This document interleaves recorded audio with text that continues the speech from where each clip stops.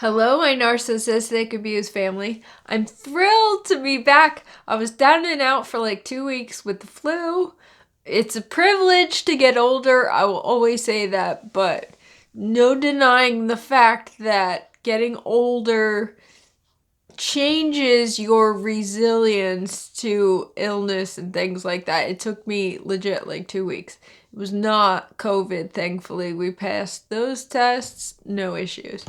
So, all right, the topic I'm talking about today, it's sad, but all these topics are sad.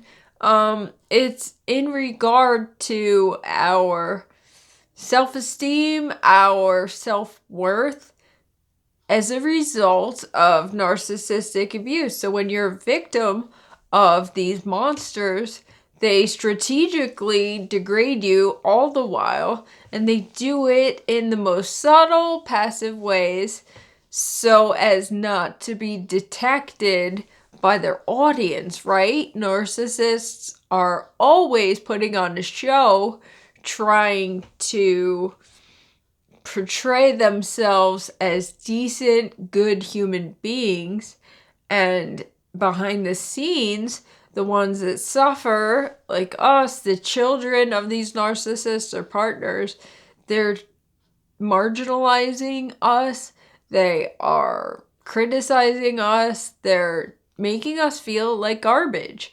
And that takes a toll on you as a human being, particularly when the narcissist is your parent.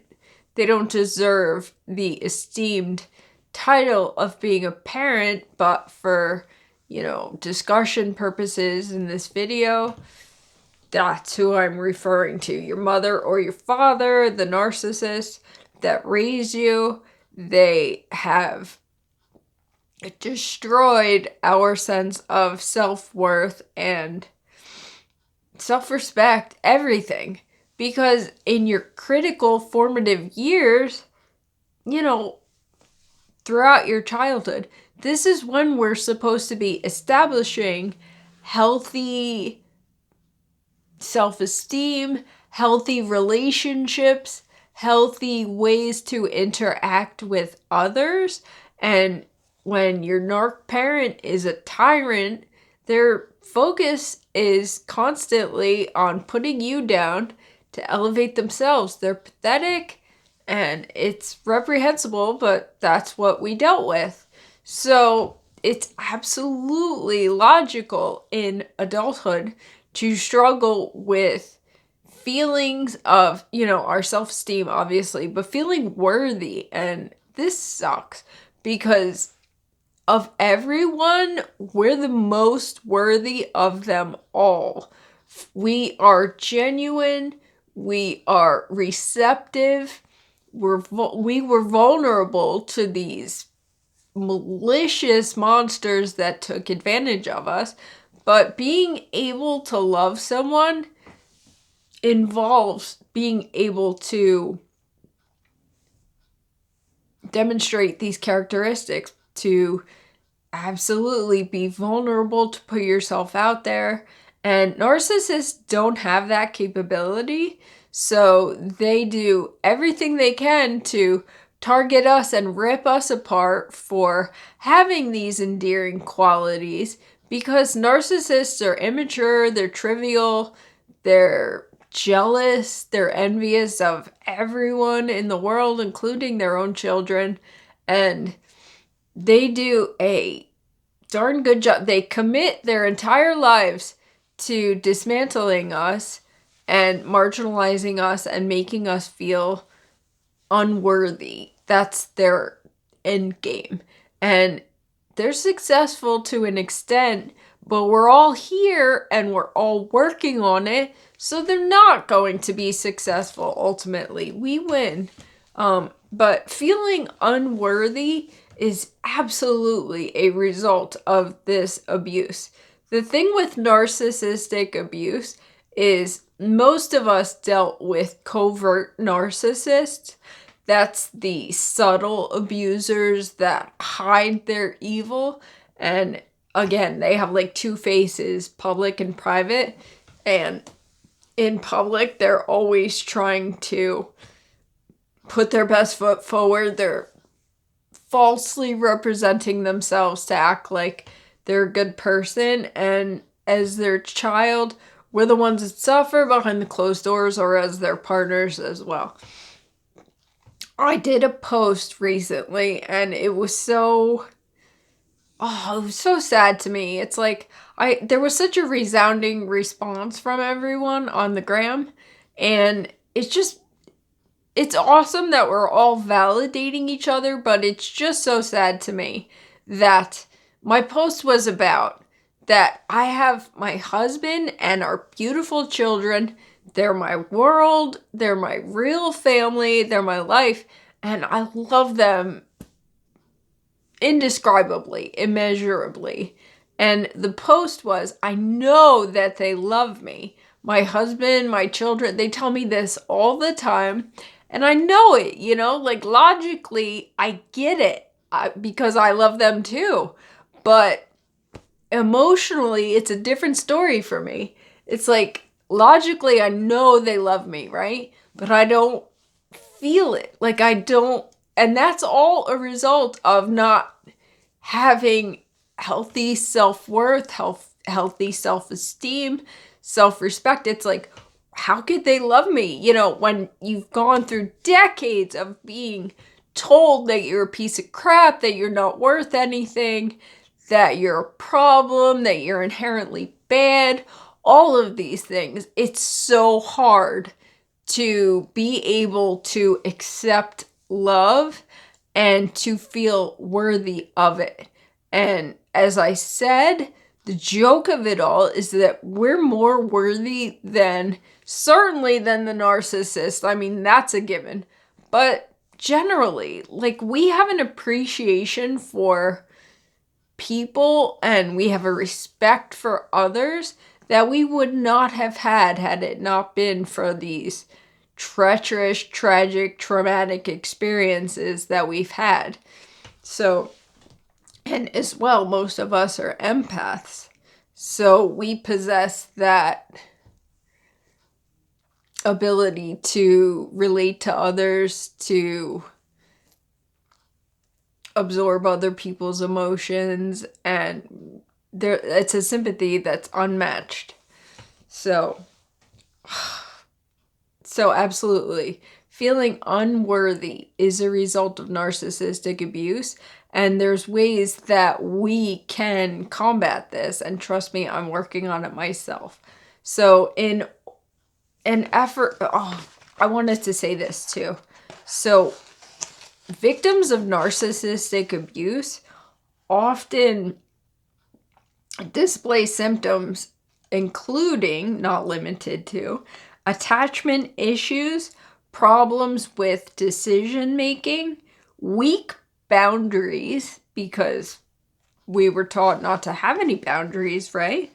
Addiction issues, anxiety, depression, people-pleasing behaviors, and low self-esteem. I mean, you think about it logically, like these all make sense, but you don't really think about it because we're so hard on ourselves because we've been taught to be hard on ourselves. They were everything but kind to us, so we just carry out that inner critic. It is implanted, ingrained in our minds thanks to these narcissists that had free reign to us early in our lives. So the good news, as I said, we're able to develop healthy self-esteem as adults, separating ourselves from the abuse, these horrific situations. I've said this before, not all of us have the luxury of going no contact, but regardless, we are able to identify the source of this toxicity and this abuse, and we're able to set firm boundaries. And that is absolutely a form of self-respect. This is a starting place for us. We need to establish self-respect. Enough self-respect. It doesn't have to be a lot, just enough to know that we don't deserve to be put down and treated terribly by these people. That's a starting point. Another thing that we can do to combat this toxic belief system that has been ingrained in us is to be mindful, to be present. And I'm doing this myself, and it's actually working. I can attest to that. So being present and being in the moment and experiencing the love and affection that your real family, that your friends, that people that genuinely care about you show you, it's about being mindful and learning to accept it and to appreciate what you have to offer and realizing, like, I know that I'm a good person. I don't do malicious things to people. I'm never out to get anyone. I genuinely wish good for people because I'm coming from a good place. Like, I'm super blessed and I'm super happy. Malicious people, misery loves company. I say it all the time. This is like the narcissist mantra, I swear. They're the most miserable people out there, and all they want to do is take everyone down around them. But being conscious of who we really, like, getting to know ourselves is another element to feeling worthy and having self-respect. I'm sorry, I'm like still kind of snotting. Like I said, it's been 2 weeks. It's been a rough 2 weeks of being sick. Anyway, I'm sorry. So we have to be conscious of who we actually are, because we don't get that opportunity. Like, growing up, being a child is all about learning who you are, what you have to offer, your special attributes, your gifts. And narcissists don't want anything to do with that. They don't want you to be an individual, independent whatsoever, because they have to maintain control over everything around them, everyone in their life, because they're pathetic and they can't deal with adversity. So even from their own child, it's incomprehensible as a mother to think that our own parents did this to us, but they did. And part of the process of working through CPTSD, complex post-traumatic stress disorder, resulting from narcissistic abuse, is going through, the grieving process of realizing that we don't have a family, we don't have loving parents. It's anger because naturally, think about it, all the horrible things they did to us. It's sadness, the grieving that we've been robbed of this. It's anger, it's all of those steps. So in order to get to a better place for ourselves, because we deserve it, we need to learn who we are, to really be mindful of ourselves and our needs and our wants. It's not uncommon. Here's an example. If someone asks you what you like, and you start going on a tangent about, oh, my husband likes this, my kids like that. No, the question was, what do you like? You're most likely to start deflecting, start speaking about everyone else around you, because that's what we've been trained to do. Stop doing that. So catch yourself and just be more mindful and think about you. Think about what you want, what you like, what you have to offer, because absolutely we deserve to build up our self-respect and our self-worth. We are worthy 1,000,000 times over. So that's my message. I just thought it was so sad that so many of us suffer from, the repercussions from these narcissists, this toxic programming that they instilled in us. And rest assured it's there, because I know you know what I'm talking about. It's that inner critic. It's like we never give ourselves a break. We never think we're worthy. We don't think we have anything to offer, but that couldn't be further from the truth. All right, you guys, that's it. Just wanted to get this video out. I'm super jazzed to be back. I love you all, and we're bumped and we're bruised, but above everything, we are blessed because we're coming out from this toxicity and we're much better people for it. Love you all.